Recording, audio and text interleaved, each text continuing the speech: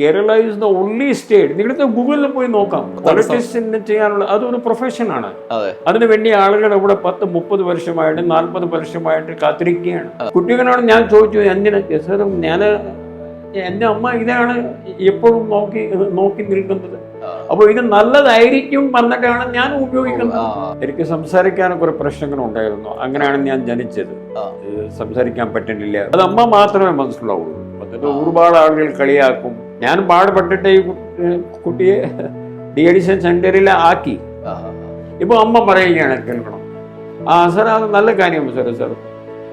ഞാൻ സാർ എനിക്ക് സമയമില്ലാത്തത് കൊണ്ട് ഞാൻ ഒരാളെ അവിടെ ഇരിക്കാൻ ഏർപ്പാട് ചെയ്തിട്ടുണ്ട്. മലയാളം സിനിമ എന്ന് പറയാൻ ഞാനിവിടെ കേരളത്തിൽ താമസിക്കുന്നു അതുകൊണ്ടാണ് പറയുന്നതല്ല. അതുപോലുള്ള സിനിമകൾ വേറെ ഇന്ത്യയിലൊക്കെ അത് ചിന്തിക്കാനേ പറ്റില്ല. നമസ്കാരം. ന്യൂസ് അറ്റ് ഹൗസിൻ്റെ ടോക്ക് ഷോയുടെ മറ്റൊരു എപ്പിസോഡിലേക്ക് സ്വാഗതം. ഇന്ന് നമ്മുടെ അതിഥിയെക്കുറിച്ച് ആമുഖമായി ഒരൊറ്റ വാക്കിൽ നിങ്ങൾക്ക് മനസ്സിലാവും. മലയാളികൾക്ക് പുറത്ത്, ഒരുപക്ഷെ കേരളത്തിന് പുറത്ത് പലയിടത്തും സിംഗം എന്ന് പറഞ്ഞാൽ സൂര്യയുടെ സിംഗാണ് ഓർമ്മ വരിക. എന്നാൽ മലയാളികൾക്ക് സിംഗം എന്ന് പറഞ്ഞാൽ ഓർമ്മ വരുന്ന ഒരു വലിയൊരു ഓഫീസറുണ്ട്.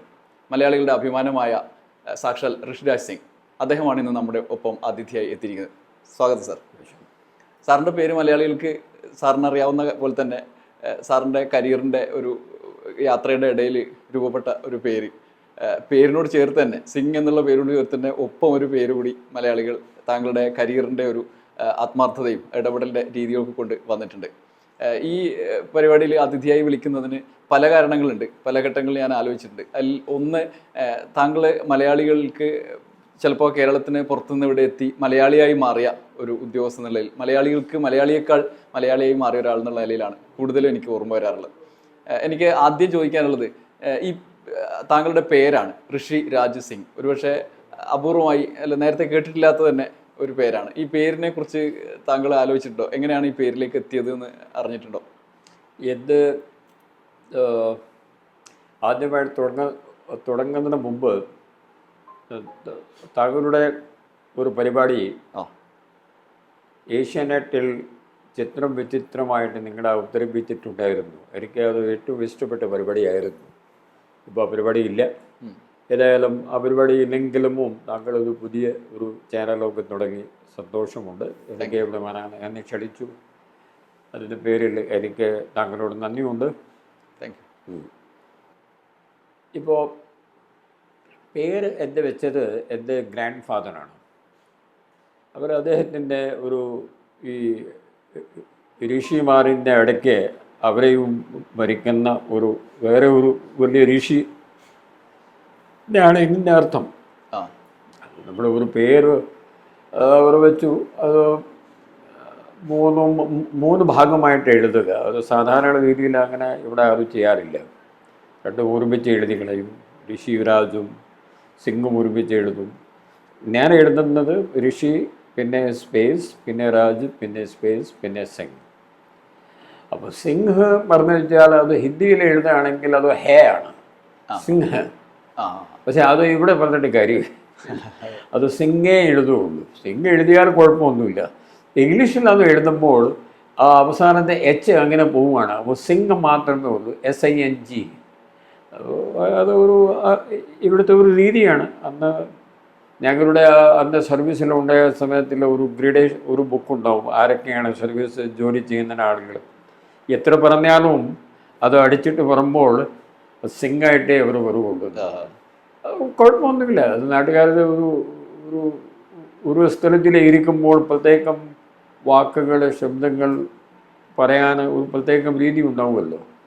തിരക്കേടൊന്നുമില്ല. പിന്നീട് സിംഗെന്ന് ആയ സമയത്ത് ശ്രദ്ധിച്ചിട്ടുണ്ടോ? അതിൻ്റെ ഒരു ആളുകൾ അതിനെക്കുറിച്ച് സംസാരിച്ചിട്ടുണ്ടോ? അത് നമ്മൾ എവിടെ ഫംഗ്ഷനിൽ പോയാലും പ്ലക്കാർഡിലോ ഒക്കെ ഇല്ലെങ്കിൽ നമ്മുടെ പോസ്റ്ററിൽ അവരെങ്ങനെ എഴുതുള്ളൂ, ആരും എഴുതൂല. അത് അവസാനം മലയാളത്തിൽ അത് ഗ ആയിട്ടേ വരുള്ളൂ. ആയിക്കോട്ടെ. അപ്പം ഞാനും അത് ഇപ്പോൾ അങ്ങനെയാണ് എഴുതുന്നത്. എൻ്റെ ബുക്കിലും ഞാൻ എഴുതിയത് അത്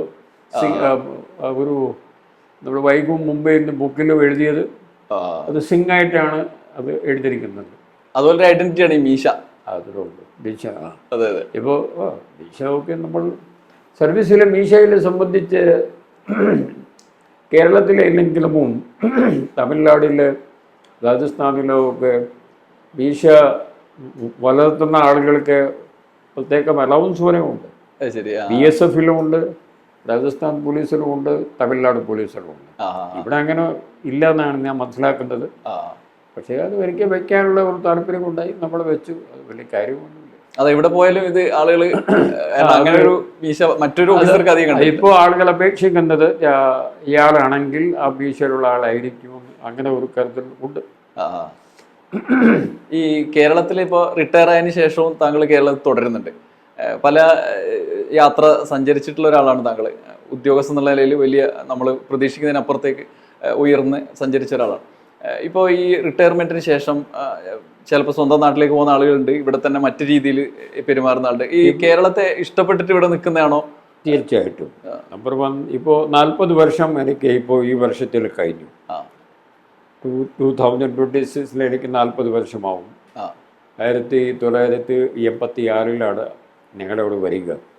അപ്പോൾ 40 വർഷം ഒരു സ്ഥലത്തിൽ താമസിച്ചിട്ട് സ്വാഭാവികമായിട്ടും ഇവിടുത്തെ ആളുകൾ, ഇവിടെ നമ്മൾ കുറേ കൂട്ടായി, നമ്മൾ ഫ്രണ്ട്സായി, അറിയാവുന്ന ആളുകൾ ഇവിടെ ഉണ്ട്. നമ്മൾ ജോലി ചെയ്യുന്ന കർമ്മഭൂമി അത് കേരളമാണല്ലോ. പിന്നെ കാലാവസ്ഥ നല്ലതാണ്. ഞാൻ എല്ലാ ആളുകളോടും ഞാൻ പറയാറുണ്ട്, ഞാൻ AC ഉപയോഗിക്കാറില്ല, ഫാനേ ഉപയോഗിക്കുള്ളൂ. ഫാനിൽ നമ്പർ 1 മുതൽ 6 നമ്പറാണ്. അന്ന് ഞാൻ വന്ന മുതൽ ആ ഫാൻ നമ്പർ 6 കറങ്ങിക്കൊണ്ടിരിക്കുന്നേ ഉള്ളൂ. അത് ഡിസംബർ ആയാലും ജൂൺ ആയാലും ജൂലൈ ആയാലും ഏതായാലും എന്ന് വെച്ചാൽ, അതായത് ഇവിടെ ടെമ്പറേച്ചറിൽ വ്യത്യാസമൊന്നുമില്ല. 10, 27 പിന്നെ 30 ഇടയ്ക്കാണല്ലോ മൊത്തം നമ്മൾ മിക്കവാറും ടെമ്പറേച്ചർ ഉണ്ടാവുക. മഴ സമയത്തിലേക്ക് 3-4 ഡിഗ്രി കൂടും, പിന്നെ മഴ പെയ്യും. നമുക്ക് ഇത്രയും നല്ല കാലാവസ്ഥ ഇന്ത്യ രാജ്യത്തിൽ ഒരു സ്ഥലത്തിലുമില്ല. ഇപ്പം നമ്മുടെ ഞങ്ങളുടെ നാട്ടിൽ 10 ദിവസം മുമ്പ് -1 ഡിഗ്രി ടെമ്പറേച്ചർ ആയിരുന്നു. അതേ നാട്ടിൽ ജൂണിൽ ഞാൻ കഴിഞ്ഞ പ്രാവശ്യം പോകുമ്പോൾ 53 ഡിഗ്രി ടെമ്പറേച്ചർ ആയിരുന്നു. അപ്പം നമ്മൾ ഒത്തിരി നല്ല സ്ഥലത്തിൽ താമസിക്കുമ്പോൾ ഇത്രയും വർഷമായിട്ട് നമ്മൾ എന്തിന് നമ്മുടെ ശരീരത്തിന് അവിടെ പോയി നമ്മുടെ ശരീരത്തിന് വേദനിപ്പിക്കുന്നത് എന്തിന്? ഒന്ന്. പിന്നെ എനിക്ക് ഇവിടെ കുറേ ജോലിയുണ്ട്. സിവിൽ സർവീസ് അക്കാഡമിൻ്റെ മെൻറ്ററിങ് ഉണ്ട്. ഈ സ്കൂൾ കോളേജുകളിലെ മയക്കുമരുന്ന് വസ്തുക്കൾ കുട്ടികൾ കഴിക്കാതെ ഇരിക്കുക എന്ന പേരിൽ മിക്കവാറും നമ്മുടെ ഈശ്വരം സഹായിച്ചിൻ്റെ മിക്കവാറും എല്ലാ ദിവസവും ഒരു ക്ലാസ് ഉണ്ടാവും. 20 മുതൽ 25 വരെയുള്ള ക്ലാസ്സുകൾ ഒരു മാസത്തിലും ഉണ്ടാവും. അപ്പോൾ കുട്ടികളോട് സംസാരിക്കുക, അവരുടെ ചോദ്യങ്ങൾ കേൾക്കുക, ഉത്തരം തരിക. പിന്നെ ഇപ്പോൾ നമ്മുടെ പബ്ലിക് ഫങ്ഷനുകളിലും ആളുകൾ വിളിക്കാൻ തുടങ്ങി. പിന്നെ സിനിമ എനിക്ക് ഇഷ്ടമാണ്, മലയാളം സിനിമ. ഇതെല്ലാം ഇവിടെ അല്ലേ കിട്ടുകയുള്ളൂ. പിന്നെ അവിടെ പോകാതെ വരെയും കുറേ കാരണങ്ങളുണ്ട്. അമ്മ അച്ഛനില്ല. ഇപ്പോൾ ഇവിടെ ബിക്കാനേർ ഞാൻ 40 വർഷം ഇവിടെ ആണെങ്കിൽ അതിന് 3 വർഷം മുമ്പാണ് ഞാൻ ബിക്കാനേർ വിട്ടത്. പരീക്ഷാതിന് തയ്യാറെടുപ്പിന് വേണ്ടി ഞാൻ ജയ്പൂരിലേക്ക് പോയിരുന്നു. ഒരു വർഷം ഞാൻ വേറെ ഒരു ജില്ലയിൽ നമ്മുടെ ലെക്ചറായിട്ട് ജോലി ചെയ്തു. അപ്പോൾ 43 വർഷം മുമ്പ് താമസിച്ച ഒരു സ്ഥലത്തിൽ ഞാനിപ്പോൾ ഇടയ്ക്കിടയ്ക്ക് പോകുമ്പോൾ സംസാരിക്കാൻ അവിടെ ആൾ പോലും ഇല്ല, കണക്ഷൻ ഇല്ല, അവിടെ ആരും ഇല്ല. ഇപ്പോൾ എൻ്റെ ഒരു കഷ്ടകാലത്തിൽ ഞങ്ങളുടെ വീട്ടിൽ ഒരുപാട് മരണങ്ങൾ നടന്നു. അപ്പോൾ ഞങ്ങളൊരു വലിയ കുടുംബമായിരുന്നു. ഇപ്പോൾ ഇത് ആലോചിച്ച് നോക്കും, ഞാനിപ്പോൾ 2ാമത്തെ സ്ഥാനത്തിൽ എത്തിരിക്കുകയാണ്. എന്നെക്കാൾ ഒരാൾ മാത്രമേ ഉള്ളൂ വയസ്സ് കൂടുതലുള്ള ആൾ. അപ്പോൾ ഇങ്ങനെയുള്ള സാഹചര്യത്തിൽ വീടുണ്ട്, ഒരു കൊട്ടാരം വരെ എൻ്റെ വകയിൽ വന്നിട്ടുണ്ട് പാരമ്പര്യമായിട്ട്. കുറെ കൃഷിയുണ്ട്, അത് ആരും നോക്കാതെ ഇങ്ങനെ കിടക്കുന്നു. ഈ ബാല്യകാലമൊക്കെ എങ്ങനെയായിരുന്നു അവിടെ? അച്ഛനും അമ്മയൊക്കെ സർവീസിലായിരുന്നു, ഫാദർ പോലീസിലായിരുന്നു. എവിടെ പോയാലും ഞങ്ങൾ എല്ലാ വർഷം പോകണം.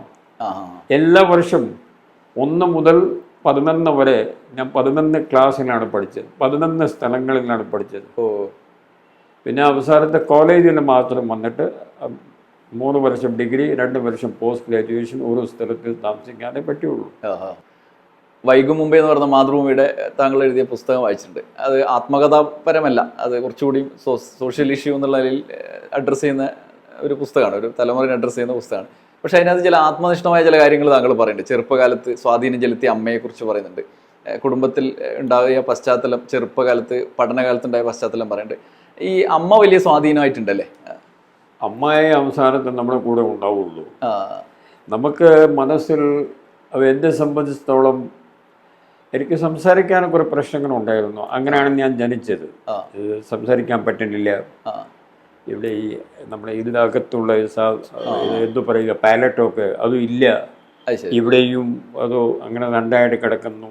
ആ ഇതിന് പിന്നെ ഓപ്പറേഷനൊക്കെ നടന്നു. പക്ഷേ ഓപ്പറേഷൻ ആദ്യത്തെ ഒരു ഓപ്പറേഷൻ ഇത് മാത്രമേ അവർക്ക് ഓപ്പറേറ്റ് ചെയ്യാൻ പറ്റുകയുള്ളൂ. ബാക്കി അവർക്ക് അകത്തുള്ള ചെയ്യാനുള്ള രാജസ്ഥാനിൽ അങ്ങനെ ഒരു ആശുപത്രിയില്ല. 16 വർഷം എനിക്ക് കാത്തിരിക്കേണ്ടി വന്നു. 78-ൽ 17 വർഷം ശേഷമാണ് ചണ്ഡീഗഡിൽ പോയി അവിടെ അത് ഓപ്പറേറ്റ് ചെയ്യിപ്പിച്ചത്. അപ്പോൾ നമ്മൾ എന്തോ സംസാരിക്കുമ്പോൾ മറ്റേ ആളെ മനസ്സിലാവുന്നില്ല എന്താണ് പറഞ്ഞത്. ഒരു കാട്ട് മാത്രമേ നമ്മുടെ അങ്ങനെ പോവുള്ളൂ. അത് അമ്മ മാത്രമേ മനസ്സിലാവുള്ളൂ. എന്നിട്ട് ഒരുപാട് ആളുകൾ കളിയാക്കും. കുട്ടികളുടെ ദുരുദ്ദേശമില്ലെങ്കിലും സ്കൂൾ കോളേജിലോ അങ്ങനെയാണല്ലോ. തടി കൂടുതലായാലും നമ്മുടെ ശരീരത്തിന് നിറം കറുപ്പായാലും സംസാരിക്കാൻ ബുദ്ധിമുട്ടുണ്ടെങ്കിൽ കുട്ടികൾ പിന്നെ കുറച്ച് നമ്മുടെ നടക്കാൻ ബുദ്ധിമുട്ടാണെങ്കിൽ കുട്ടികൾ അത് കളിയാക്കും. അത് അങ്ങനെയൊക്കെ നമ്മൾ പഠിച്ചു. ഒരു എൻ്റെ സ്കൂളിൽ പഠിക്കാനുള്ള സ്മരണകൾ അത്രയും നല്ലതല്ല. അത് നമ്മൾ ഒരു വളരെ ബുദ്ധിമുട്ട് കൊണ്ടാണ് ഈ സ്കൂളുകളൊക്കെ പഠിച്ചത്. കാരണം ആളുകൾ എപ്പോഴും കളിയാക്കുക തന്നെ. പക്ഷെ ഏതായാലും ഞാനത് കാര്യമാക്കിയില്ല. നമ്മളത് ഓപ്പറേഷൻ കഴിഞ്ഞ ശേഷം പിന്നെ ഞാൻ അത് കുറേ നന്നായിട്ട് ഇത് പരീക്ഷകളിന് വേണ്ടി പഠിച്ചു. MA-യിലും ഞാൻ നന്നായിട്ട് പഠിച്ചത് ഒരു ഗോൾഡ് മെഡൽ വരെ എനിക്ക് ഞാൻ ചരിത്രത്തിന് ഒന്ന് വാങ്ങി. രാജസ്ഥാൻ യൂണിവേഴ്സിറ്റിയിൽ ആകെ ഫസ്റ്റ് ക്ലാസ് കിട്ടിയത് 5 ആളുകേ ഉള്ളൂ ആ വർഷത്തിൽ. അതിനകത്ത് ഞാൻ ഒന്നായിരുന്നു. അപ്പോൾ നമ്മൾ ബുദ്ധിമുട്ടിലുള്ള ഒരു സാഹചര്യത്തിലാണ് നമ്മൾ വളർന്നത്. എല്ലാ വർഷം മാറ്റങ്ങൾ, പുതിയ ഫ്രണ്ട്സ്. അപ്പോൾ ഒരു സ്ഥലത്തിൽ ഇരുന്നിട്ട് ഒരു കൂടുതൽ ഫ്രണ്ട്സ് ഉണ്ടാക്കിയാലുള്ള സാഹചര്യം നമ്മൾ ഉണ്ടായിട്ടില്ല. അതിലെ അമ്മേന്റെ കാര്യം വീണ്ടും ചോദിക്കാൻ കാരണം അമ്മ തളർന്നിരിക്കുന്ന ഒരു നിമിഷത്തിൽ അമ്മ പറയുമ്പോൾ ഞാൻ എന്നെ കുട്ടികളെ ശല്യപ്പെടുത്താനുണ്ട്, എന്നെ കളിയാക്കാനുണ്ട്. പുള്ളിക്കാരെ അത് മൈൻഡ് ചെയ്യുന്നില്ല. പുള്ളിക്ക് സാരമില്ല, ഞാൻ നിന്നെ സ്നേഹിക്കാനുണ്ടല്ലോ. അതിനേക്കാൾ വൈ യു ബോദർ, മറ്റേ ആളുകൾ എന്ത് പറഞ്ഞാണെങ്കിലും പറഞ്ഞോട്ടെ. അപ്പൊ പിന്നെ ഒരു പ്രാവശ്യം പറഞ്ഞു, 2 പ്രാവശ്യം പിന്നെ അമ്മനോടൊന്നും നമുക്ക് പറയാത്ത ആയിപ്പോയി. അച്ഛനൊന്നും കാണും, അദ്ദേഹം എപ്പോഴും സർവീസിൽ ബിസിയാണ്. പക്ഷെ അമ്മ ഒരു സമയത്തിൽ MA-യും കഴിഞ്ഞു, അപ്പോൾ ജോലിയില്ല. അങ്ങനെ ഒരു ഫേസ് എല്ലാ ആളുകൾക്കും ജീവിതത്തിലും ഉണ്ടാവുമെന്നൊക്കെ ഞാൻ കരുതുന്നു. അപ്പോൾ ഒരു ദിവസം ഞാൻ അവളോട് ചോദിക്കുകയാണ്, ഒരു പരീക്ഷ, ഒറ്റ പരീക്ഷ രാജസ്ഥാൻ ലെവലിലുള്ള ഒരു പരീക്ഷ ഞാൻ എഴുതി, അതിന് ഞാൻ പാസ്സായില്ല, ഫെയിലായിപ്പോയി. അന്ന് ഞാൻ തീരുമാനമെടുത്തു, രാജസ്ഥാനിൻ്റെ പരീക്ഷകൾ എഴുതിയിട്ട് കാര്യമില്ല, നമ്മുടെ എഴുതുകയാണെങ്കിൽ UPSC മാത്രമേ എഴുതാവൂ.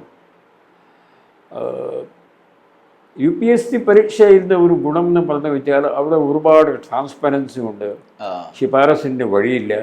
നമ്മുടെ കഴിവ് ഉണ്ടെങ്കിൽ നമുക്ക് സെലക്ഷൻ കിട്ടിയിരിക്കും എന്നാണ് എൻ്റെ വിശ്വാസം. ഇല്ലെങ്കിൽ ബിക്കാനേർ പോലുള്ള ഒരു ചെറിയ ടൗണിൽ സർക്കാർ സ്കൂളിലൊക്കെ പഠിച്ച് ഇംഗ്ലീഷ് അവിടെ പഠിക്കാൻ തുടങ്ങിയത് 7ാമത്തെ 8ാമത്തെ ക്ലാസ്സിലാണ്. എന്നിട്ടും അവിടെ സെലക്ഷൻ കിട്ടണമെങ്കിൽ അത് UPSC സിസ്റ്റമിൻ്റെ നല്ല സിസ്റ്റം ആയിരിക്കും. അതുകൊണ്ടായിരിക്കും നമ്മളൊക്കെ സെലക്ഷൻ കിട്ടുക. അപ്പോൾ അന്ന് നമ്മുടെ ഊഹാപോഹം ഉണ്ടാവുമ്പോൾ ഒരു ദിവസം പറഞ്ഞു, എനിക്ക് ഒന്നും സർവീസ് കിട്ടിയില്ലെങ്കിൽ ഞാൻ എന്ത് ചെയ്യും? നിങ്ങളത് വിഷമിക്കേണ്ടാണ്, നമ്മൾ ഇവിടെ കൃഷിയുണ്ട്. ഞാനും നീയും, നിങ്ങളും ഞാനും നീയും നമ്മുടെ ആ സ്ഥലത്തിൽ പോയി ഞാൻ ഇവിടെ കൂടെ ഉണ്ടാവും, നമ്മൾ കൃഷി ചെയ്യാമെന്ന് അമ്മ പറഞ്ഞു. ഇതിനകത്ത് വലിയ ഇത് കേൾക്കുമ്പോൾ എത്ര ആശ്വാസമുണ്ടെന്ന് അത് കിട്ടുക. ഇവിടെ വേറെ നമ്മളോട് ആരും നോക്കാത്ത ഒരാളിവിടെ ഉണ്ട്, നമുക്ക് വേണ്ടി ചിന്തിക്കണം. ആശ്വാസം എനിക്ക് ഇനി ഓർമ്മ ഉണ്ട്, ഇനി അമ്മവുമില്ല. ഈ പുതിയ കാലത്തൊക്കെ കുട്ടികളുടെ ഈ മാനസിക സംഘർഷത്തെ കുറിച്ച് പറയുമ്പോൾ അതാണ് പ്രശ്നം. അമ്മമാർ അങ്ങനെ പറഞ്ഞ അവിടെ ആശ്വസിപ്പിക്കാനില്ല, സംസാരം പോലും അവിടെ ഇപ്പോൾ ഇല്ല. ആ കുട്ടി സ്കൂളിൻ്റെ കാര്യം പറഞ്ഞല്ലോ ഞാൻ. ആ കഴിഞ്ഞ 8 വർഷത്തിൽ I have been to 5,500 schools. 5,500ഓളം സ്കൂൾ ഇപ്പോൾ ആവാറായി. ക്ലാസ് സംസാരിച്ചിട്ടല്ലേ? അപ്പോൾ കുട്ടികളോട് സംസാരിക്കുമ്പോൾ അവർ പറയുന്നത് ഞങ്ങളുടെ വീട്ടിൽ ഇപ്പോൾ സംസാരമില്ല. ഞാൻ ആകെ ഒരു സംസാരമേ ഉള്ളൂ, A+ ഗ്രേഡ് വരുമോ ഇല്ലയോ, താങ്കൾക്ക് ട്യൂഷൻ വേണോ എന്തും വേണോ അത് മാത്രം പറഞ്ഞാൽ മതി. പൈസേൻ്റെ കുറവ് കേരളത്തിലില്ല. പക്ഷേ അതല്ല, എനിക്ക് അമ്മനോട് കുറേ കാര്യങ്ങൾ പറയാനുണ്ട്. ഞങ്ങളെ എന്നെ അപ്പോൾ ഞാൻ എൻ്റെ കാര്യം ഓർമ്മിച്ച് പോകുന്നു. ഈ കുട്ടികൾ പറയുമ്പോൾ പെൺകുട്ടികൾ പറയുന്നു, ഞങ്ങളെ ആളുകളൊക്കെ ബസ്സിൽ വരുമ്പോൾ കോമൻ്റ് അടിക്കാറുണ്ട്. സ്കൂൾ ക്ലാസ്സിലൊക്കെ വേറെ പെൺകുട്ടികളും ഞങ്ങളെ ശല്യപ്പെടുത്തുന്നുണ്ട്. ആൺകുട്ടിയാണെങ്കിൽ മറ്റേ ആൺകുട്ടികൾ വന്നിട്ട് ഞങ്ങളെ അടിക്കുന്നുണ്ട്. ചെറിയ ചെറിയ ഈ പുകയില സാധനങ്ങൾ അവർ കഴിക്കുമ്പോൾ ഞങ്ങളെ കഴിക്കാൻ നിർബന്ധിക്കുന്നുണ്ട്. ഇത് ഞങ്ങൾക്ക് മാനസിക വിഷമമുണ്ട്. പക്ഷേ അത് കേൾക്കാൻ സർ അമ്മ അച്ഛൻ കിട്ടണില്ല സർ. അവർക്ക് ജോലിയായിരിക്കും, അവരോട് ചിലപ്പോൾ വന്നിട്ട് ശേഷം അമ്മ ഒക്കെ അടുക്കളയിലായിരിക്കും. കേരളത്തിൽ അങ്ങനെയാണല്ലോ. പിന്നെ അച്ഛനാണെങ്കിൽ എപ്പോഴും ഓഫീസിലായിരിക്കും. ഇല്ലെങ്കിൽ ഇപ്പോൾ പുതിയ ഇത് മൊബൈൽ ഫോൺ, ഇപ്പോൾ പുതിയ സർവേ എന്ന് പറയുന്നത് കുട്ടികൾക്ക് ശേഷം ഞങ്ങൾ വീട്ടിൽ പോകുമ്പോൾ ഞങ്ങളെക്കാൾ കൂടുതൽ മൊബൈൽ ഫോൺ ഉപയോഗിക്കുന്നത് ഞങ്ങളുടെ അമ്മ അച്ഛന്മാരാണ്. അപ്പോൾ ഞങ്ങൾ എന്ത് ചെയ്യുക? അപ്പോൾ ഞങ്ങളുടെ ദുഃഖങ്ങൾ, ഞങ്ങളുടെ വിഷമങ്ങൾ ഞങ്ങളുടെ മനസ്സിൽ കിടക്കുന്നേ ഉള്ളൂ സർ. അതോ ഞങ്ങളുടെ കൂടെ താങ്ങാൻ പറ്റാത്ത അവസ്ഥ വരുമ്പോഴാണ് പിന്നെ ഞങ്ങളും ഈ ആദ്യത്തെ പുകയില, ഈ ഹാൻസും കൈനിയും ഒക്കെ ഞങ്ങളുടെ പിയർ പ്രഷർ, അതായത് ഞങ്ങളുടെ സുഹൃത്തുക്കൾ ഞങ്ങളെ തരുന്നു, ഞങ്ങളത് കഴിക്കുന്നു. ഇത് ഞങ്ങൾ കഴിക്കുന്നത് ഈ ലഹരി വസ്തുവിൻ്റെ സ്നേഹം കൊണ്ടല്ല, ആ സ്വാദം ഇഷ്ടപ്പെടുന്നു അതിനു വേണ്ടിയുമല്ല. ഞങ്ങൾ അത് കഴിച്ചിട്ട് ഒരു താങ്ങാൻ പറ്റാത്ത ആ സ്ട്രെസ്, പിരിമുറുക്കം ഞങ്ങൾക്ക് എത്രത്തോളം ഈ ഗുളി നമ്മുടെ മുഖത്തിൽ ഉണ്ടാകുമ്പോൾ അതിൻ്റെ ഒരു ഡോപ്പമൈനിൻ്റെ എന്തോ ഒരു സന്തോഷം, ഒരു ശരീരത്തിലൊരു സന്തോഷം, ഒരു ഹാപ്പിനെസ്, ഒരു ഫീലിംഗ് ഞങ്ങൾക്ക് ഉണ്ടാവും. അപ്പം ഞങ്ങൾ ആ സ്ട്രെസ് ഞങ്ങൾ മറന്നു പോകും. അതിനകത്ത് ഞങ്ങൾ 3-4 മണിക്കൂർ ശേഷം അതെല്ലാം പോകും. പിന്നെ ഞങ്ങൾക്ക് വെപ്രാളം ഉണ്ടാവും. അപ്പോൾ ഇപ്പം ഞങ്ങൾ രണ്ടാമത് പ്രാവശ്യം ഞങ്ങൾ ഗുളി ആവശ്യപ്പെടുന്നത് വെപ്രാളം മാറ്റാൻ വേണ്ടിയാണ്. പിന്നെ അത് ചെയിൻ റിയാക്ഷൻ അങ്ങനെ ആയി പോവും. പിന്നെ ഞങ്ങൾ അതിന് അടിമയായി പോകുന്നു. പക്ഷേ ഇത് നല്ലതാണോ? ഇത് ഒരു കൗൺസിലറുടെ അടുത്ത് എനിക്ക് ഇത് മാറ്റാൻ താല്പര്യമുണ്ട്. പക്ഷേ ഒരു കൗൺസിലറുടെ അടുത്ത് അമ്മ ഒരു പ്രാവശ്യം കൊണ്ടുപോയി, അത് ഫോളോ അപ്പ് ആക്ഷൻ ഒന്നുമില്ല. ഡി അഡിക്ഷൻ സെൻറ്ററിലും ഞാൻ ചിലപ്പോൾ പോയാൽ മാറ്റും, പക്ഷേ എന്നെ ആരും കൊണ്ടുപോകുന്നില്ല എന്ന് പറയുന്നു. ഇന്നലെ ഒരു അമ്മ എന്നെ വിളിച്ചു. നമ്മൾ ഒരു ഇത് കേട്ടിട്ട് നമുക്ക് എന്ത് ചെയ്യണം?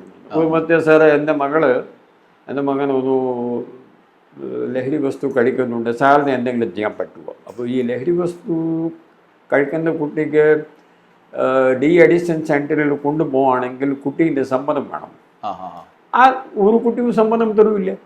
അപ്പോൾ ചില പ്രാവശ്യം ഞങ്ങൾക്ക് അമ്മ പറഞ്ഞല്ലേ, അപ്പോൾ നമ്മൾ ചെറുതായിട്ട് അവരോടൊക്കെ കുറേ കാര്യങ്ങളൊക്കെ പറഞ്ഞിട്ട് അവർ ഞങ്ങൾ കൊണ്ടുപോയിട്ട് അവിടെ അഡ്മിറ്റ് ചെയ്തു. കുട്ടിയുടെ ചികിത്സ തുടങ്ങി. അമ്മ ഇന്നലെ മിനിഞ്ഞാണ് വന്ന ഫോൺ. 3-4 ദിവസം മുമ്പാണ് പറഞ്ഞത്. ഞാൻ പാടുപെട്ടിട്ട് ഈ കുട്ടിയെ ഡി അഡിക്ഷൻ സെൻറ്ററിൽ ആക്കി. ഇപ്പോൾ അമ്മ പറയുകയാണ്, കേൾക്കണം. സാർ അത് നല്ല കാര്യമാണ് സാർ. ഞാൻ സാർ എനിക്ക് സമയമില്ലാത്തത് കൊണ്ട് ഞാൻ ഒരാളെ അവിടെ ഇരിക്കാൻ ഏർപ്പാട് ചെയ്തിട്ടുണ്ട്. അവരെ ഞാൻ പൈസ കൊടുക്കുന്നുണ്ട്, സാർ ഒന്ന് നോക്കിക്കോളണേ. ആ കുട്ടി ഒരിക്കലും ശരിയാവില്ല. കാരണം ആ കുട്ടിയുടെ ഈ ഡി അഡിക്ഷനിൻ്റെ ഒരാഴ്ച 2 ആഴ്ച ചികിത്സ നടക്കുമ്പോൾ ഏറ്റവും അടുത്തുള്ള ആൾ, പാരൻസ് അവിടെ കുട്ടിയുടെ അടുത്തുണ്ടായിരിക്കണമെന്ന് അമ്മ പറഞ്ഞു. ഞാൻ പറഞ്ഞു ഇത് ഇപ്പോൾ എൻ്റെ ബാധ്യത ആയോ? സാർ എനിക്ക് ഇരിക്കാൻ സമയമൊന്നുമില്ല. അങ്ങനെ ഇതൊന്നും ശരിയൊന്നും ആവില്ല. ഇത് കൂടാൻ പോകുന്നേ ഉള്ളൂ. ഇത് കാരണം കുട്ടികൾക്ക് ഒന്നാമത്തെ അവർ തുടങ്ങുമ്പോൾ അവർ തടഞ്ഞിട്ടില്ല. അവരോട് കുട്ടി ദിവസേന അവരോട് പൈസ ചോദിച്ചു കൊണ്ടിരിക്കുകയായിരുന്നു. എന്തുകൊണ്ട് ഇയാൾ പൈസ ചോദിക്കുന്നു പോലും സമയം നമുക്ക് ഉണ്ടായിട്ടില്ല. നമ്മൾ പൈസ എങ്ങനെ കൊടുത്തേയിരുന്നു. പിന്നെ ഇയാൾ ആ പൈസ കൊണ്ട് ഇയാൾ കൂടുതൽ പൈസ ചോദിക്കുമ്പോൾ ഈ വസ്തുക്കൾ കഴിക്കാൻ, ഈ മരുന്ന് കഴിക്കാൻ വേണ്ടിയല്ലേ. അതെ അതെ. അത് നമ്മൾ സംശയിച്ചിട്ടില്ല, നമുക്ക് സമയമുണ്ടായിട്ടില്ല. പിന്നെ ഇയാൾ ഇതിൻ്റെ എടിമയായി പോയി. പിന്നെ അടിമ ആണെങ്കിൽ ഇയാളെ കൗൺസിലറോ DADCO കൊണ്ടുപോയി 2 മിനിറ്റ് ഇരുന്ന് പിന്നെ ഈ കുട്ടിയെ കാര്യങ്ങൾ പറഞ്ഞു കൊടുക്കാമായിരുന്നു, മോനെ അത് ശരിയല്ല, ഇത് നിങ്ങളുടെ ജീവിതം അങ്ങനെ നിങ്ങൾ പാഴാക്കുന്നു, പിന്നെ നിനക്ക് ജീവിതത്തിൽ ഒന്നും ചെയ്യാൻ പറ്റില്ല പറഞ്ഞൊരു ഉപദേശവും പറഞ്ഞാണെങ്കിലും ആരും പാരൻസല്ലേ ഉള്ളൂ. അതും നിങ്ങൾ ചെയ്തിട്ടില്ല. മൂന്നാമത് ഇയാൾക്ക് നന്നാക്കുമ്പോഴും നിങ്ങൾ നന്നാക്കി ഇയാളുടെ 2 മിനിറ്റ് ഇയാളുടെ ചികിത്സ നടക്കുമ്പോഴും അത് നടത്തി ഇരിക്കാതെ നിങ്ങൾക്ക് സമയം നിങ്ങളെ കണ്ടെത്തിയിട്ടില്ല. അപ്പോൾ പിന്നെ ഈ കുട്ടികൾ അതോ ഏതോ ഒരു കുട്ടി അത് കഴിച്ചില്ലെങ്കിലേ അതിശയമുള്ളൂ എന്നാണ് എൻ്റെ അഭിപ്രായം. ആ അവസ്ഥയിൽ നമ്മൾ എത്തിരിക്കുകയാണ്. ഈ പാരന്റ്സിന്റെ ഒരു ശ്രദ്ധ പ്രധാനമാണ്, സാമൂഹ്യ അന്തരീക്ഷം അല്ലേ? അതെ, അവർക്ക് ചെറിയ ചെറിയ കാര്യങ്ങൾ ഏത് പാരന്റ് ചെയ്യാൻ പറ്റും. ഉദാഹരണത്തിൽ ആ കുട്ടി മൊബൈൽ ഫോൺ കുട്ടി ഉപയോഗിച്ചോട്ടെ, പക്ഷെ ആ സമയം ഒരു ലിമിറ്റേഷൻ വേണ്ടേ. 1 മണിക്കൂർ 1.5 മണിക്കൂർ അത് അമ്മ പറഞ്ഞാൽ മതി, ഇത്രയേ ഉള്ളൂ ഞങ്ങൾക്ക്. 1 മണിക്കൂർ മാത്രം സോഷ്യൽ മീഡിയ ഉപയോഗിക്കാൻ പറഞ്ഞത്തേക്കും ഇന്റർനാഷണൽ റൂളാണ്. യുണൈറ്റഡ് നേഷൻസ് ഒരു ഓർഡർ പാസ്സാക്കിയിരിക്കുന്നു. അത് 5 വർഷമായി എല്ലാ രാജ്യങ്ങളെ അയച്ചിട്ടുണ്ട്.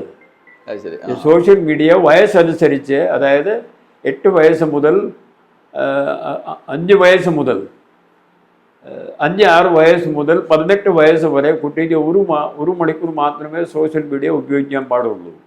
സോഷ്യൽ മീഡിയ അർത്ഥം എന്താണ്? 3 കാര്യങ്ങളാണ് ഇവിടെ നടക്കുന്നത്. ഗെയിം കളിക്കുക, സംസാരിക്കുക, റീൽ കാണുക. ഇത് 1 മണിക്കൂർ മതി. അങ്ങനെ ഇപ്പോൾ പാർലമെന്റ് ഒരു നിയമം പാസ്സാക്കി. ഓസ്ട്രേലിയ ഓൾറെഡി ഒരു നിയമം പാസ്സാക്കി. 16 വയസ്സിന് താഴെയുള്ള കുട്ടികൾക്ക് മൊബൈൽ ഫോൺ സോഷ്യൽ മീഡിയ കാണാൻ പാടില്ല. ചിലപ്പോൾ കണ്ടാൽ അമ്മ അച്ഛനെ പോലീസ് സ്റ്റേഷനിൽ കൊണ്ടുപോയി ചോദ്യം ചെയ്യേണ്ടി വരുമെന്ന് പറഞ്ഞിട്ട് നിയമത്തിലുണ്ട്. ആർക്കും വായിക്കാം. ജയിലിൽ ആക്കേണ്ടാണ് അവസാനത്തെ ഓസ്ട്രേലിയൻ ഗവൺമെന്റ് പറഞ്ഞു. ആദ്യത്തെ അതിന്റെ കരട് വരുമ്പോൾ അവര് പറഞ്ഞിട്ടും 1 മണിക്കൂറേക്കാൾ കൂടുതൽ കുട്ടി ഉപയോഗിക്കുകയാണെങ്കിൽ പാരന്റ്സിനെ ജയിലിലാക്കണം പറഞ്ഞിട്ടായിരുന്നു ആദ്യത്തെ ശുപാർശ.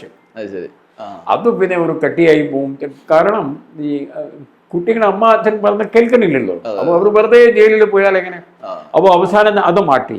ഏതായാലും കുട്ടി എത്ര പ്രാവശ്യം പോലീസ് അറിഞ്ഞാൽ ഇയാൾ ഒന്നും കേൾക്കുന്നില്ല, ഇയാൾ അമ്മ അച്ഛൻ പറഞ്ഞിട്ടും ഇയാൾ ശ്രദ്ധിക്കുന്നില്ല എന്നാണെങ്കിൽ ചിലപ്പോൾ പോലീസ് അമ്മ അച്ഛനോട് ചോദിച്ചു, നിങ്ങൾ വല്ല പറയാനുണ്ടോ ഇല്ലയോ എന്ന്. ഇന്ത്യ രാജ്യത്തിൽ ഒരു കരട് പാസ്സാക്കി, ഒരു ഡ്രാഫ്റ്റ് പാസ്സാക്കി വെച്ചിട്ടുണ്ട്. 6 മാസമായിട്ട് അവിടെ ഇപ്പോൾ നമ്മൾ പാർലമെന്റിൽ ആ നിയമത്തിന്റെ നിയമം ഉണ്ടാക്കുന്ന ഒരു സ്പെഷ്യൽ കമ്മിറ്റി ഉണ്ട്. പാർലമെന്റ് കമ്മിറ്റി ചർച്ച ചെയ്യുകയാണ് പാരന്റ്സിനെ ജയിലിൽ അയക്കണോ ഇല്ലയോ എന്ന്. അത് അപ്പോൾ പാരന്റ്സിനെ ചിലപ്പോൾ ജയിലിലാക്കിയില്ലെങ്കിലും ആ പുതിയ നിയമനം 1 മണിക്കൂറിന് വേണ്ടി മാത്രമേ പാടുള്ളൂ എന്ന് പറഞ്ഞിട്ട് ഇന്ത്യ രാജ്യം ഗവൺമെന്റ് ഓഫ് ഇന്ത്യ പാസ്സാക്കാൻ പോവുക. അപ്പോൾ ഈ കാര്യം നമ്മൾ മനസ്സിലാക്കില്ല. അപ്പോൾ 1 മണിക്കൂർ വരെ ഉള്ളൂ. ഇത് അമ്മ അച്ഛൻ ഇപ്പോൾ തന്നെ പറയാമല്ലോ. മോനെ നിങ്ങൾ പോയി 13 വയസ്സിന് അവിടെ വേറെ 2 ഗ്രൂപ്പുണ്ട്. ഈ ഓസ്ട്രേലിയൻ നിയമനവും പിന്നെ ഫ്രാൻസ്, ഇംഗ്ലണ്ട്, ചൈന, ജപ്പാനിലൊക്കെ നിയമങ്ങളൊക്കെ വന്നു. 5 വയസ്സ് മുതൽ 13 വയസ്സ് വരെയുള്ള കുട്ടികൾ ഉപയോഗിക്കുകയാണെങ്കിൽ അമ്മന്റെ അടുത്ത് ഇരുന്നിട്ട് എന്ത് ശബ്ദമാണ് വരുന്നത് അമ്മ കേൾക്കണം. 13 വയസ്സ് മുതൽ 18 വയസ്സുകാർക്ക് മുറിയിൽ പോയി നോക്കാം അപ്പോട്ട്, ബട്ട് ഓൺലി ഫോർ 1 hour. അതാണ് അങ്ങനെയൊക്കെ കാര്യങ്ങളൊക്കെ വന്നു. അത് ഇന്ത്യയിലും വരാൻ പോകുന്നു. ഞാൻ പറയുന്നതിന് അമ്മ കുറച്ച് കാര്യങ്ങൾ അമ്മ പറഞ്ഞാൽ അതും പറയുന്നില്ല. നമ്മൾ ആഹാരം കഴിക്കുമ്പോൾ, രാത്രി ഡിന്നർ കഴിക്കുമ്പോൾ ഇവിടെ ആരും മൊബൈൽ ഫോണായിട്ട് ഇവിടെ ആരും വരരുത്. എത്ര പോലെ ഒരു അമ്മ അത് പറയാനുള്ള സ്വാതന്ത്ര്യമില്ലേ? രാത്രിയിൽ നിങ്ങൾ കിടക്കാൻ പോകുമ്പോൾ ആ ഫോൺ ഓഫ് ചെയ്തിട്ട് പുറത്ത് വെച്ചിട്ട് പോയാൽ മതി. Simple things. അതുകൊണ്ട് ഇവിടെ അങ്ങനെ ഒന്നും പരിപാടിയേ ഇല്ലേ. പിന്നെ എങ്ങനെയാണ് ശരിയാവുന്നത്? And then they use more. ഇപ്പോൾ 3 കാറ്റഗറി ഉണ്ട് നമ്മുടെ ഫോൺ ഉപയോഗിക്കുന്നവർ. ഒന്ന് 60 വയസ്സ് കഴിഞ്ഞിട്ട് വരും, അവരാണ് ഏറ്റവും കൂടുതൽ ഉപയോഗിക്കുന്നത്. അത് സർവേ ഉണ്ട്. പിന്നെ 30 മുതൽ 60 വരെ, അതായത് പാരൻസ്, അവരാണ് അതിനെ നമ്മുടെ മുതിർന്ന ആളുകളെക്കാൾ കുറച്ച് ഒരു മണിക്കൂർ കുറഞ്ഞ ഉപയോഗിക്കുന്ന ആ ആളുകൾ, ആ ഏറ്റവും കുറഞ്ഞ ഉപയോഗിക്കുന്നത് കുട്ടികൾ തന്നെയാണ്. കുട്ടികളോട് നമ്മൾ വെറുതെ ഒരു ആരോപണം പറഞ്ഞിട്ട് നടക്കുകയാണ്. കുട്ടികളോട് ഞാൻ ചോദിച്ചു, എന്തിനാ ജസറും ഞാൻ, എൻ്റെ അമ്മ ഇതാണ് എപ്പോഴും നോക്കി നിൽക്കുന്നത്, അപ്പോൾ ഇത് നല്ലതായിരിക്കും പറഞ്ഞിട്ടാണ് ഞാൻ ഉപയോഗിക്കുന്നത്. കുട്ടീൻ്റെ ഒരു ബുദ്ധി ഇങ്ങനെ പറയുന്നത്, സൈക്കോളജി പറയുന്നത്, ചെറിയ കുട്ടികൾ വിചാരിക്കുന്നത് പാരൻസ് എപ്പോഴും ശരിയായ കാര്യമേ ചെയ്യുള്ളൂ, പാരൻസ് തെറ്റായ കാര്യം ചെയ്യൂല. അപ്പോൾ പാരൻസ് ഇത് സംസാരിക്കുകയാണെങ്കിൽ it is A good thing, I should also do. അപ്പോൾ അവർക്ക് ഇത് നിയന്ത്രിക്കാനാണെങ്കിൽ പാരന്റ് അവരുടെ ഉപയോഗം 1 മണിക്കൂർ വരെ നിയന്ത്രിച്ചാൽ 80% കുട്ടികൾ 1 മണിക്കൂർ വരെ അവരാവും. പിന്നെ മറ്റ് കാര്യങ്ങൾ സംസാരിക്കുക, സമയം മറ്റു കാര്യങ്ങൾ ഈ കുട്ടിയുടെ സ്കൂളിൽ എന്താണ് നടന്നത്, ഈ കുട്ടിയുടെ എന്തെങ്കിലും ബുദ്ധിമുട്ടുണ്ടോ, ആ സ്കൂളിന് ആരും ലഹരി വസ്തു കഴിക്കുന്നുണ്ടോ, ആ കാര്യം കുട്ടീനോട് ചോദിച്ചിട്ട് പ്രിൻസിപ്പലുമായി സംസാരിക്കുക, ഹെഡ് മാസ്റ്ററുമായി സംസാരിക്കുക, അവരുടെ ജീവിതത്തിൽ എന്താണ് നടക്കുന്നത്. അത് ആ അമ്മ നമ്മുടെ വിദഗ്ധന്മാർ പറയുന്നത് ഒരു 15 മിനിറ്റ് എല്ലാ ദിവസവും കുട്ടിയുമായി സംസാരിച്ചാൽ കുട്ടി ഓക്കെയാണ്, പിന്നെ ആ പ്രശ്നങ്ങൾ ഉണ്ടാവില്ല. 15 മിനിറ്റ് മാത്രം. ഇപ്പോൾ ലോകത്ത് തന്നെ ഈ നേരിടുന്ന വലിയ വെല്ലുവിളികളിൽ ഒന്നാണ് ഈ കുട്ടികളുടെ ലഹരി ഉപയോഗം. ഇപ്പോൾ കേരളത്തിലെ ഒരു കൃത്യമായ ചിത്രം അറിയുന്ന ഒരാളാണ് താങ്കൾ.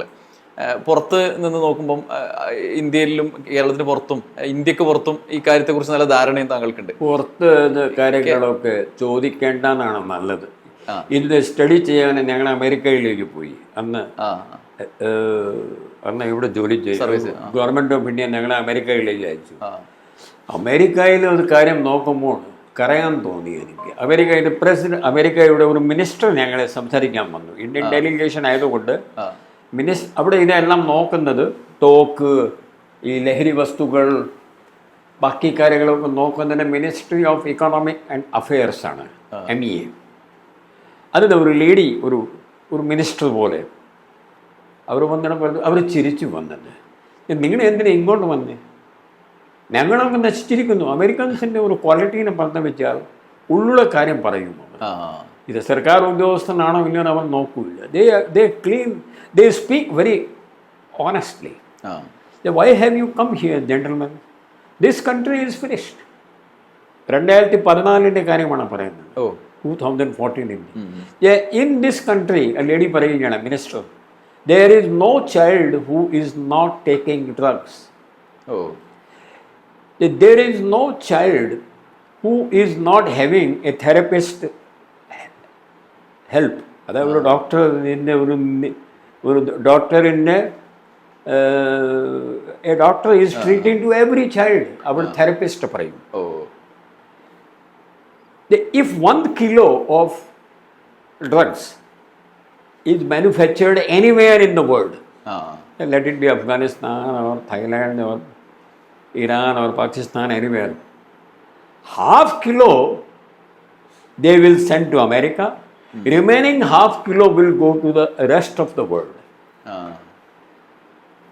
We are finished. And we have given up. അത് ആ സ്ത്രീ അന്ന് പറഞ്ഞ കാര്യമാണ്. ഇവിടെ ആ അവസ്ഥ അത്രയില്ലെങ്കിലും 5 വർഷത്തിന് അത് വന്നോളൂ. ബട്ട് എൻ്റെ മകൻ അവിടെ ആയതുകൊണ്ട് എല്ലാ വർഷവും ഞാൻ അവിടെ പോകും. അവിടെ മലയാളികളുടെ ടീച്ചർമാരാണ്. ഞാൻ പോകുമ്പോൾ മലയാളി സമാജിൻ്റെ ആളുകൾ കൂടെ ഒരു വൈകുന്നേരം ഞങ്ങളെല്ലാം ഒരുമിച്ച് ഇരിക്കും. അപ്പോൾ ടീച്ചർമാരോട് ഞാൻ ചോദിച്ചു, അവിടെ അവസ്ഥ മാറിയിട്ടുണ്ട്. ഞാൻ പറഞ്ഞു, ഇപ്പോൾ എങ്ങനെ ഉണ്ട് ജസ്റ്റ്? ഇപ്പോൾ government of Kerala, Donald Trump എന്തും ചെയ്യട്ടെ, ഡൊണാൾഡ് ട്രംപിൻ്റെ ഒറ്റ കാര്യത്തിൽ ഞാൻ അദ്ദേഹത്തിൻ്റെ ഫാനാണ്. Drugs is a bad business. That I will see my country out of drugs. പുള്ളി എന്ത് പറഞ്ഞാണ് എത്രയും പറഞ്ഞല്ലോ. എത്ര മക്കളുണ്ട് പുള്ളിക്ക്? 3-4 കല്യാണം ചെയ്തിട്ട് ഒരു 10ഓളം മക്കളുണ്ടെന്ന് തോന്നുന്നു.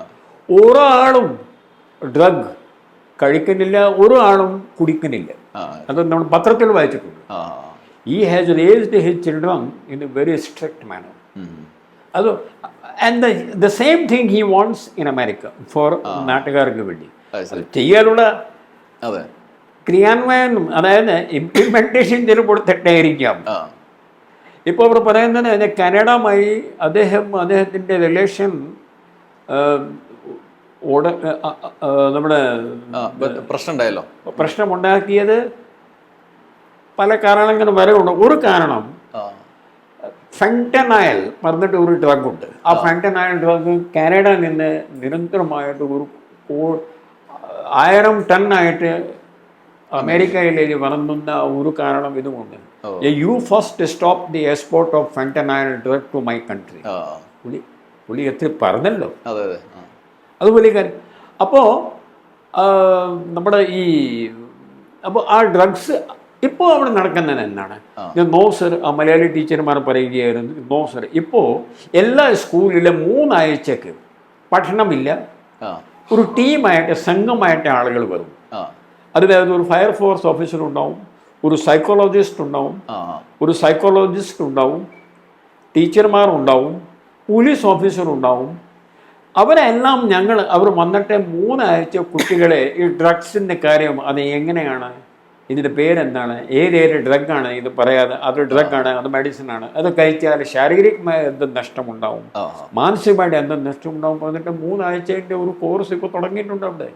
ഇവിടെ നമ്മുടെ ഒരു അണക്കവും ഇല്ല. ഞങ്ങൾ പറഞ്ഞ് മടുത്തു. ഞങ്ങൾ ഒരു പഠനവും ഇല്ല. കേരളമായാലും ഇന്ത്യ രാജ്യമായാലും. കേരളത്തിൽ പിന്നെയും കുറച്ച് ശ്രദ്ധിക്കുന്നുണ്ട്.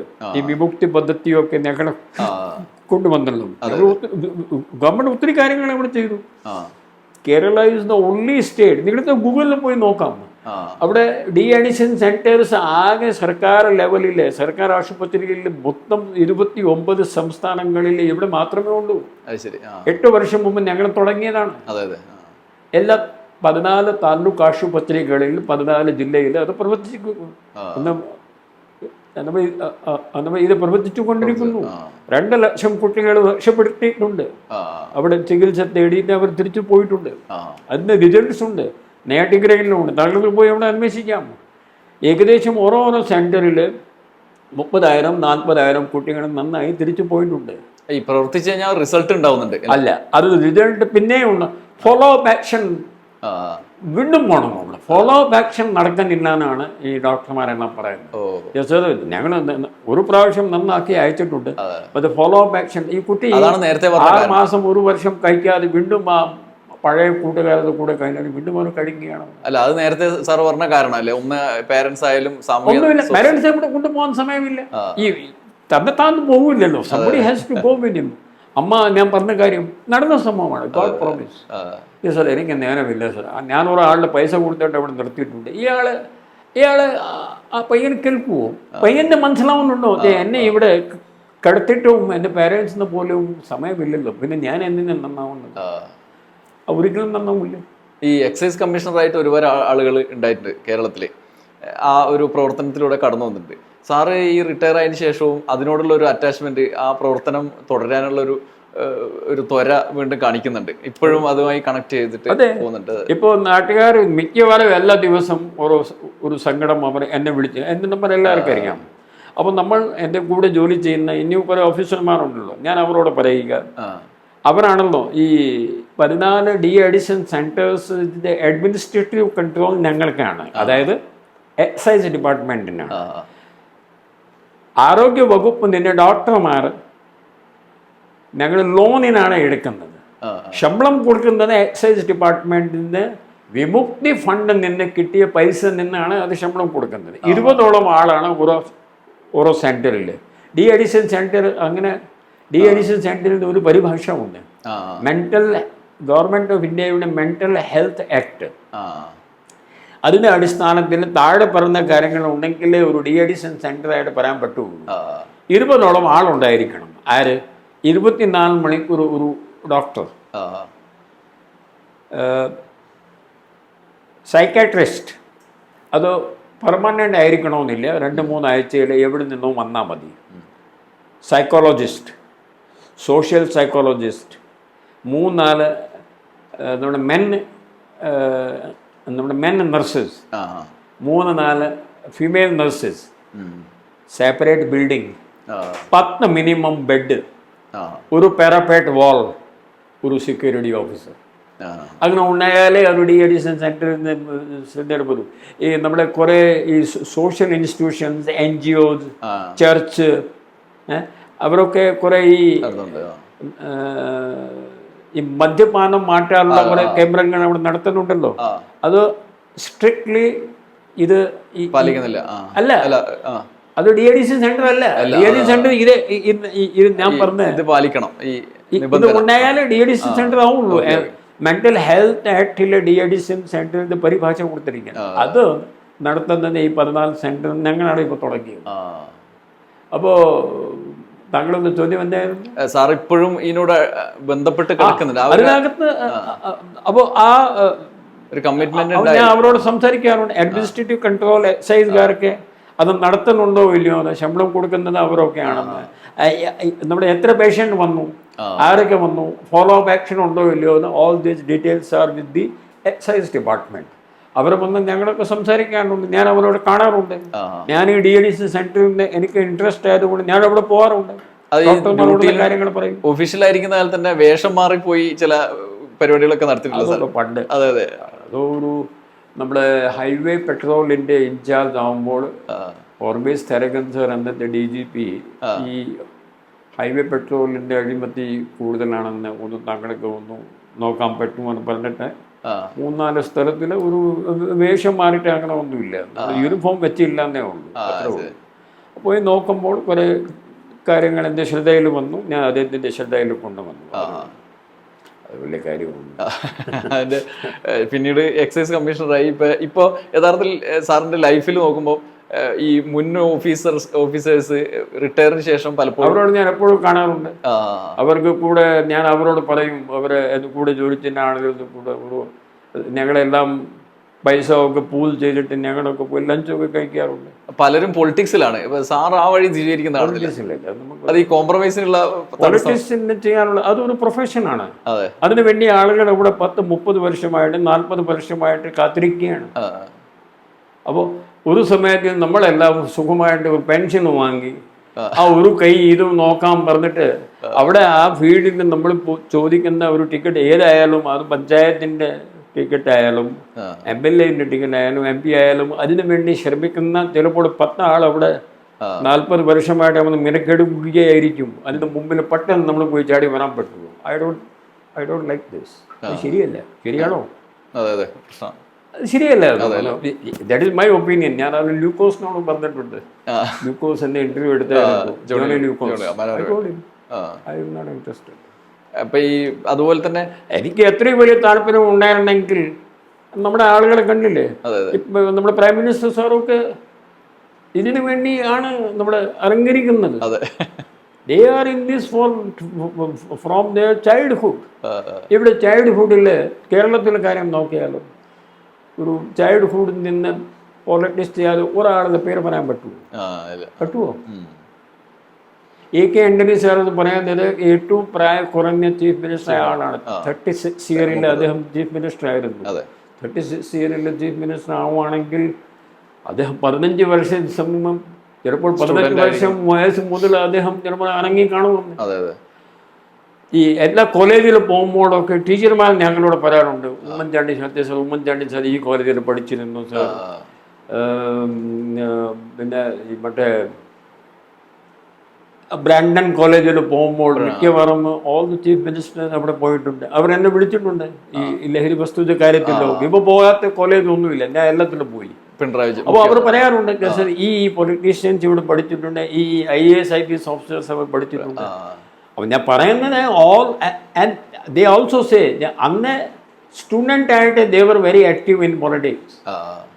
So whoever is, even in Kerala, whoever is in the politics, they are there for last 30, 40, 50 years.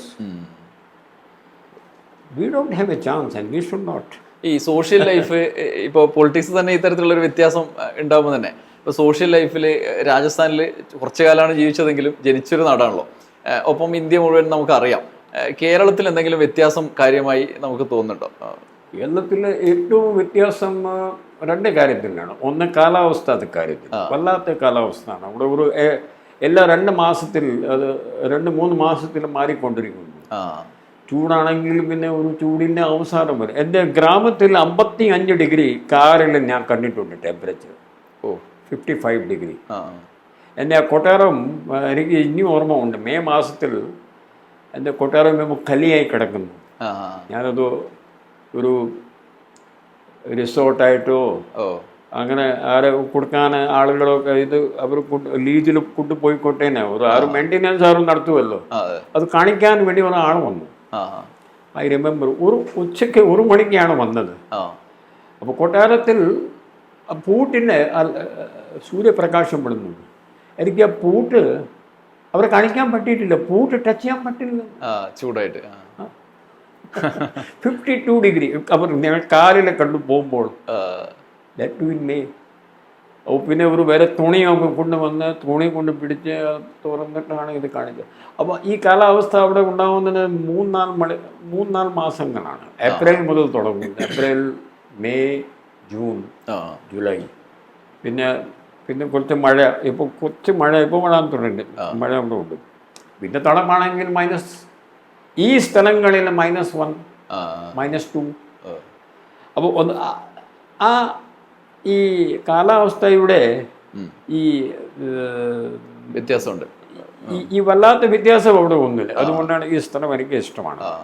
രണ്ടാമത്തെ ക്ലീൻലിനെസ്. കേരളത്തിലും ഇപ്പോൾ പൊല്യൂഷനും പിന്നെ ഗാർബേജും പിന്നെ ഈ വേസ്റ്റിൻ്റെ പരിപാടിയൊക്കെ ഇപ്പോൾ തുടങ്ങിയിട്ടുണ്ട്. വേസ്റ്റ് 1986 വരുമ്പോൾ വേസ്റ്റ് എന്താണെന്ന് കേരളത്തിൽ തിരിച്ചറിയാൻ പാടില്ലേ. കോവളം ബീച്ചിൽ പോയ ആ മെമ്മറി എനിക്ക് ഇനിയും ഉണ്ട്. ഒരു കടലാസ് പോലും ഇല്ലായിരുന്നു അന്നത്തെ. ഇപ്പോൾ കോവളം ബീച്ചിൽ പോയാൽ അത്രയും ക്ലീൻലിനെസ് ഇല്ല, കുറവാണ്. ഇപ്പോൾ കേരളത്തിലെ ക്ലീൻലിനെസ് ഇപ്പോൾ കുറവാണ്. പക്ഷെ ഉള്ളുള്ള ക്ലീൻലിനെസ് രാജസ്ഥാനിനേക്കാളൊക്കെ എത്രയോ നല്ലതാണ്, ഭേദമാണ്. ഈ 2 കാര്യങ്ങൾ മതി നമുക്ക് ഇവിടെ താമസിക്കാൻ. പിന്നെ മകനെയൊക്കെ പിന്നെ ഇവിടെ ഇപ്പോൾ എല്ലാവരെയും അറിയുന്നു. പോലീസ് കോൺസ്റ്റബിൾമാരുടെ, സീനിയർ ഓഫീസർമാരുടെ മക്കളുടെ കല്യാണത്തിൽ നമ്മൾ പോകുന്നു. പിന്നെ നാട്ടുകാർ അവിടെ നിന്ന് കേരളം സഞ്ചരിക്കാൻ ഒത്തിരി ആൾ വരുമ്പോഴും പകുതി നാട്ടുകാരെ ഞാനിപ്പോൾ കൂടുതൽ കാണുന്നത് കേരളത്തിലാണ്, രാജസ്ഥാനിലല്ല. പിന്നെ ഇവിടുത്തെ ഈ ഒരു സോഷ്യൽ ലൈഫിനോട് മകനെ ഇവിടുത്തെ തന്നെ സ്കൂളുകളിൽ അതുവഴി അല്ലേ? അവരിവിടെ സെൻട്രൽ സ്കൂളിലാണ് അവൻ പഠിച്ചത്. ഇവിടെ ഒരു പ്ലേ സ്കൂളായിരുന്നു. മറ്റേ വെള്ളയമ്പലം നമ്മുടെ VK പ്രശാന്ത് അദ്ദേഹത്തിൻ്റെ ഓഫീസിൻ്റെ തൊട്ട് ഓപ്പോസിറ്റ് സൈഡിൽ ഒരു സ്കൂളുണ്ടല്ലോ, അവിടെയാണ് അവർ പഠിച്ചത്. എന്താ പേര് ഞാൻ മറന്നുപോയി. അവിടെ ഇവിടെയൊക്കെയാണ് അവർ പഠിച്ചത്. പിന്നെ സെൻട്രൽ സ്കൂൾ, ഇവിടുത്തെ Pattom first class, second class navy. മോന്റെ ടേസ്റ്റ് ചിത്രം വരക്കാൻ ഹീത് അനിമേഷൻ ആർട്ടിസ്റ്റ്. അത് എവിടെ നിന്നോ തന്നെത്താൻ കഴിവ് എവിടെ നിന്ന് വന്നു നമുക്കറിയില്ല. ഹീത് അനിമേഷൻ ആർട്ടിസ്റ്റ്, മോഡൽ ടീച്ചറാണ്, സൈക്കോളജി ടീച്ചർ, രാജസ്ഥാൻ അജ്മേരിൽ. അവർക്ക് കല്യാണം നടന്നു, അവർക്ക് കുട്ടികളായി. All happy. ഈ സിനിമ കാണുന്നൊരു സ്വഭാവം, സിനിമ കാണുന്ന മാത്രമല്ല റിവ്യൂ ചെയ്യും. അത് ഒരു റിവ്യൂ ഞാൻ എഴുതിയിട്ടുണ്ട്. I will send it to you. എനിക്ക് അത് റിവ്യൂ ചെയ്യാൻ ഞാൻ പണ്ടേ മുതൽ ഞാൻ റിവ്യൂ ചെയ്തുകൊണ്ടിരിക്കുകയാണ്. റിവ്യൂ ചെയ്തിട്ട് ഇപ്പോൾ പണ്ടൊക്കെ ന്യൂസ് പേപ്പറിൽ എഴുതി അയക്കുകയായിരുന്നു. ഇപ്പോൾ എനിക്ക് തോന്നുന്നത് ഐ തിങ്ക് മലയാളം ന്യൂസ് പേപ്പറുകളിൽ റിവ്യൂകൾ ബാൻ ചെയ്തിരിക്കുകയാണ്. പ്രസക്തിയിലുണ്ട് ഈ വിഷ്വലി. അതുകൊണ്ട് പിന്നെ അവർ പറഞ്ഞൊക്കെ ഞങ്ങളുടെ അല്ലാതെയും സിനിമയിലെ ആളുകളൊക്കെ കുറവാണ് പോകുന്നത്. പിന്നെ ഏതോ ഓരോ ആൾ ഇയാളുടെ അഭിപ്രായം എഴുതി അത് മോശമാണെന്ന് പറഞ്ഞാൽ പിന്നെ ആരും പോകില്ലെന്ന്. അപ്പോൾ ഞാൻ ഓൺലൈൻ ഞാൻ അയച്ചു കൊടുക്കും. ഡയറക്ടറും പ്രൊഡ്യൂസറും അയച്ചു കൊടുക്കും. അവർ പിന്നെ മറ്റേ ആളുകളെ സിനിമ എനിക്ക് തോന്നുന്നത് അഭിപ്രായം പറയുന്നത് വേൾഡ് ക്ലാസ് സിനിമയാണ്. മുഖസ്തുതിയല്ല മലയാളം സിനിമ എന്ന് പറയാൻ. ഞാനിവിടെ കേരളത്തിൽ താമസിക്കുന്നു അതുകൊണ്ടാണ് പറയുന്നു എന്നല്ല. അതുപോലുള്ള സിനിമകൾ വേറെ ഇന്ത്യയിലൊക്കെ അത് ചിന്തിക്കാനേ പറ്റില്ല. ഇപ്പൊ മമ്മൂട്ടിൻ്റെ ഒരു സിനിമ ഇപ്പോൾ ഇറങ്ങി, ഇപ്പോൾ കളങ്കാവൽ. അതൊരു ഹോളിവുഡ് സ്റ്റഫാണ്. ഇതുപോലെ ചിലപ്പോൾ ഒരു ടോം ക്രൂസോ ഇല്ലെങ്കിൽ നമ്മുടെ മറ്റേ ഈ ടോം ഹാങ്സോ ഇതൊക്കെ ചെയ്യുകയാണെങ്കിൽ അത് ഒരു ലോകം മുഴുവൻ സംസാരിച്ചാണ്. ആ ലെവലാണ് ഇവിടെ. ഇപ്പോൾ ആ ഓടിക്കുന്നത് സർവമായ ഒക്കെ വന്നിട്ട് ഒരു ആത്മാവ് പരമാത്മാവിനെ സംബന്ധിച്ച് അതിനാണ് ട്രീറ്റ്മെൻറ്റ്, എത്ര നല്ല ട്രീറ്റ്മെൻ്റ് ആണ് അവർ കൊടുത്തിരിക്കുന്നത്. അങ്ങനെ സിനിമ കുറെ ഉണ്ടാവുന്നുണ്ട്. പിന്നെ ഈ പോലീസിനെ സംബന്ധിച്ച് കിഷ്കണ്ട കാണ്ട് ഉണ്ടായിരുന്നു. അതെ, കിഷ്കണ്ട കാണ്ഡം. അനുരാഗ് നമ്മുടെ കരിക്കൻ വെള്ളം, പിന്നെ കോഹിനൂർ, ആസിഫ് അലിയുടെ അഞ്ചാം പാതിര, അസാധ്യ പടങ്ങളാണ്. ഈവൻ മോഹൻലാലിന്റെ നേര് ഒരു വക്കീൽ എങ്ങനെ ഒരു കേസിന്, അത് ഏത് ഫീൽഡ് നോക്കിയാലും ഇതൊക്കെ തമിഴിലും തെലുഗു ഹിന്ദി ഇപ്പോൾ ഇവിടെ കാണാനും വയ്യ. ഇല്ലാതെ പകുതി ഷൂട്ടിംഗ് അവർ ചെയ്തിരിക്കുന്നത് ആർട്ടിഫിഷ്യൽ ഇൻ്റലിജൻസ് കൊണ്ടാണ്. അവിടെ ആളില്ല. എൻ്റെ മകൻ ഇത് ആർട്ടിസ്റ്റ് ആയതുകൊണ്ട് പറയുകയാണ്. ഇപ്പോൾ ഉദാഹരണത്തിന് ഇപ്പോൾ അവിടെ സിനിമ നടക്കുന്നുണ്ട്, ഈ നമ്മുടെ അവതാർ. അങ്ങനെ സംഭവം ഇല്ല, അവിടെ ആരും ഇല്ല. അത് അവർ കമ്പ്യൂട്ടർ കൊണ്ട് ഉണ്ടാക്കിയിരിക്കുകയാണ്. അത് കമ്പ്യൂട്ടർ സിനിമ ആയതുകൊണ്ട് നമ്മൾ പിന്നെയും നോക്കാം. പക്ഷെ നമ്മൾ ഒരു ഈ ബാഹുബലി പോലെയുള്ള സിനിമ ഒക്കെ ഇതിനകത്ത്, ബാഹുബലിയും ഇപ്പം വന്നല്ലോ കണ്ടാറ 2, അത് നമ്മൾ പകുതി കാണുന്നത് അങ്ങനെ ഒരു സംഭവം അവിടെ ഉണ്ടായില്ല. കമ്പ്യൂട്ടറില്ല, അവർ ഉണ്ടാക്കി അന്ന് സൃഷ്ടിച്ചതാണ്. ഈ മലയാളം സിനിമയിലാണ് തോന്നുന്നില്ല എനിക്ക് ഇഷ്ടപ്പെടുന്നത് ഇതേ ഉള്ളൂ. പിന്നെ ഒരു വിശേഷം ഇതാണ് നമ്മൾ നടക്കുന്നത്. ഈ ലാംഗ്വേജിനോടുള്ള താല്പര്യത്തില് പലപ്പോഴും സാർ വാക്ക് മലയാളത്തിൽ സാധാരണ നമ്മൾ വേർഡ് കിട്ടുന്നില്ലെങ്കിൽ ഇംഗ്ലീഷ് പറയാൻ ശ്രമിക്കും. സാർ അതിന്റെ ആ ഒരു സ്ട്രെയിൻ അനുഭവിച്ചുകൊണ്ട് മലയാളത്തിന്റെ അത് പറയുമ്പോൾ തന്നെ സുകുമാരൻ നായർ സാർ DIG ഒക്കെ പറഞ്ഞു, നിങ്ങൾ പഠിച്ചില്ലെങ്കിൽ നിങ്ങൾക്ക് നിവൃത്തിയില്ല. നിങ്ങൾക്ക് ഒന്ന്, ഞങ്ങൾ 2 PSC പരീക്ഷ പാസ്സാക്കണം. 7th സ്റ്റാൻഡേർഡ് 9th സ്റ്റാൻഡേർഡ് ആ ലെവൽ വേണം. എഴുതാൻ, വായിക്കാൻ, സംസാരിക്കാൻ. അപ്പോൾ അതിനു വേണ്ടി ഒരു ടീച്ചറൊക്കെ വെച്ചിട്ട് ഞങ്ങൾക്ക് അത് പഠിച്ചാലേ മതിയാവും, ഇല്ലെങ്കിൽ പ്രൊമോഷൻ കിട്ടില്ല. ASP to SP പ്രൊമോഷൻ കിട്ടണമെങ്കിൽ ആ 2 പരീക്ഷ പാസ്സാക്കിയാലേ ഉള്ളൂ. അതുകൊണ്ടാണ് നമ്മുടെ ടീച്ചർ വെച്ചത്. അപ്പോൾ നമ്മൾ സീരിയസ് ആയിട്ട് പഠിച്ചു. അപ്പോൾ അദ്ദേഹം പറഞ്ഞത് നിങ്ങൾ മലയാളം സിനിമ കണ്ടാൽ മതി. അപ്പോൾ കൊലാക്വൽ ലാംഗ്വേജ് നിങ്ങൾ പട്ടണം പഠിച്ചു. സിനിമയിലെ കൊലാക്വൽ ലാംഗ്വേജ് ആണ്, നാട്ടുകാരെ സംസാരിക്കുന്ന ലാംഗ്വേജേ ഉള്ളൂ. അവിടെ വലിയ സാഹിത്യമൊന്നുമില്ല. അപ്പോൾ സംസാരം ഞങ്ങൾ 1-2 മാസത്തിൽ തുടങ്ങി. എഴുത്തൊക്കെ പിന്നെ അത് ടീച്ചറിൻ്റെ സഹായം കൊണ്ട് എഴുതാൻ പറ്റുള്ളൂ, ഇത് വായിക്കാനൊക്കെ. ഇപ്പൊ ഈ റിട്ടയർമെന്റ് ലൈഫിൽ എനിക്ക് തോന്നുന്നു അതിനേക്കാളും സജീവമായിട്ട് ഇപ്പൊ പ്രവർത്തിക്കുന്നതെന്നാണ് മനസ്സിലാക്കുന്നത്. അതാണ് ഇപ്പൊ നടക്കുന്നത്. അപ്പൊ ഈ അക്കാഡമി വളരെ സന്തോഷം സാർ, ഇത് ഇത്രയും നേരം ചെലവഴിച്ചു. Thank you very much. Thank you. അടുത്ത വീഡിയോയിൽ മറ്റൊരു അതിഥിയുമായി വീണ്ടും വരാം. നന്ദി, നമസ്കാരം.